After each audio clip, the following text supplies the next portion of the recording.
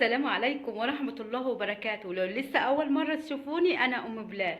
هنحضر النهاردة بإذن الله اللانكشاير، حاجة كده بين البسكوت والغريبة، بس طعمها مميز واقتصادي وكمان بسيط، ونعرف كل التكات الصغيرة من غير ما تسيح معانا ولا تشقق.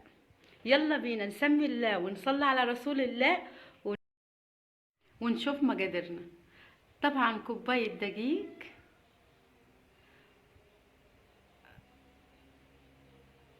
ومعانا كوباية الا ربع من نشا،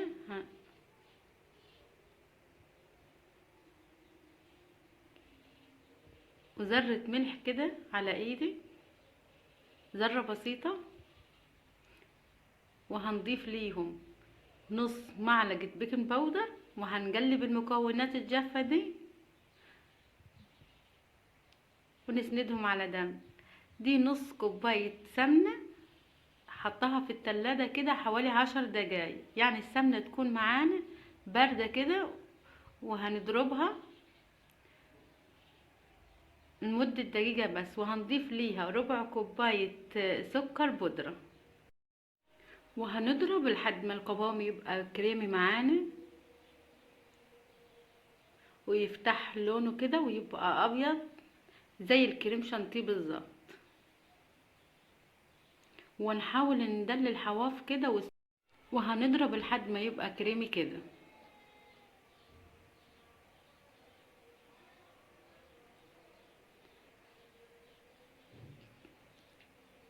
بس كده لونه كده بيجي كريمي وهش معانا. هتكون معانا بيضة، وهنضيف ليها الفانيليا وهنضيفها على الخليط لحد ما البيضة تختفي معانا.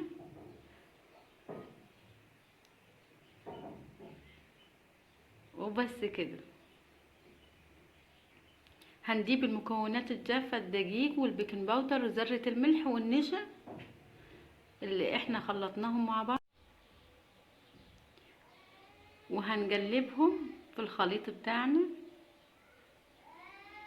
هنحاول احنا مش هنعدن اي نوع بسكويت، هنلفه كده بايدي بصوابع ايدي بس.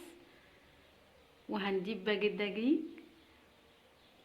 بصوابع ايدي بس بنلف، بحيث ان الدقيق ده معانا يتشرب مع الخليط ويختفي معانا. وبس كده، بص السهولة سهل وبسيط، وفي دقايق معدودة هتحضري اللانكشاير الاقتصادي.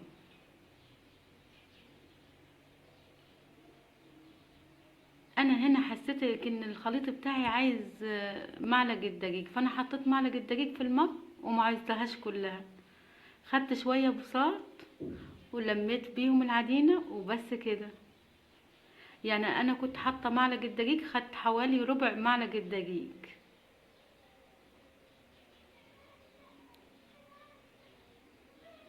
وهنقلبها في الخليط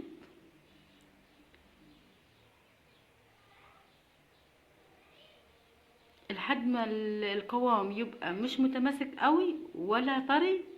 وبس كده، وهنختبر العجينه بتاعتنا ونشوفها هتشقق معانا ولا لا.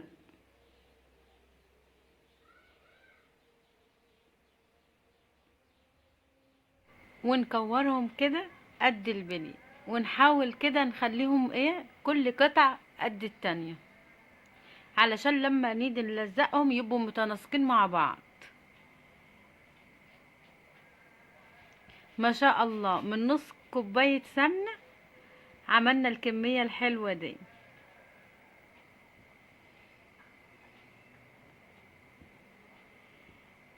اللهم بارك. وهنكور وهنكمل باقي الكمية.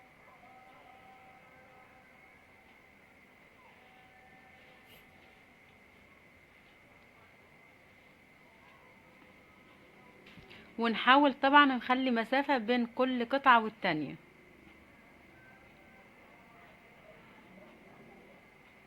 علشان لما ندخلهم الفرن الحجم هيزيد شوية معانا.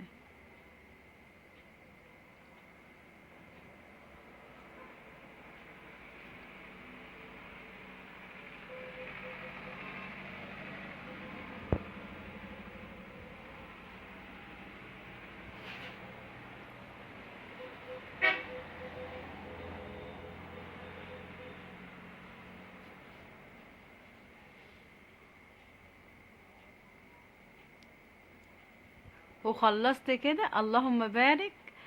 طبعا عملنا كده كمية حلوة.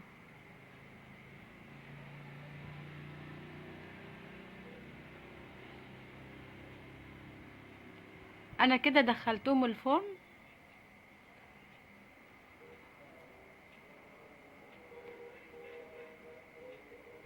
وكده استوى. فرق بسيط جدا جدا، واللون ذهبي وابيض وفاتح كده، ما شاء الله. يلا نبتدي نجيب المربى اللي هنزين بيها. طبعا اي حاجة انت عايزاها هتزيني بيها، ممكن شوكولاتة ممكن مربى، بس بصراحة لو عاملة كمية متضاعفة طبعا الشوكولاتة. المربى دي لو انت بتقدمي اللانكشاير على طول في وقت التقديم.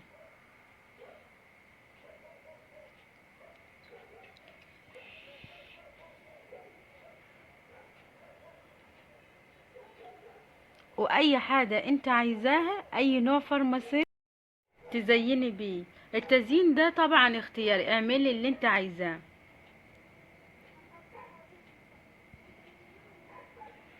وهنكمل تزيين بالكمية الحلوة اللي عندنا دي. ما شاء الله خلصت، اللهم بارك. من نص كيلو سمنة عملنا الكمية دي، اللهم بارك. لو وصلتوا لحد هنا، انا ام بلال ودي قناتي. طبعا اللايك والشير، واتمنى الاشتراك في القناة وتفعلوا زر الجرس علشان يوصلكم كل جديد.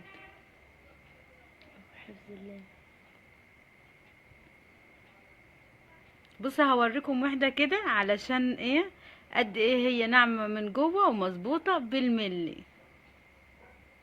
بصوا خفيف قد ايه. والسلام عليكم ورحمة الله وبركاته. وهسيبكم كده مع الوصفة اللذيذة الجميلة دي.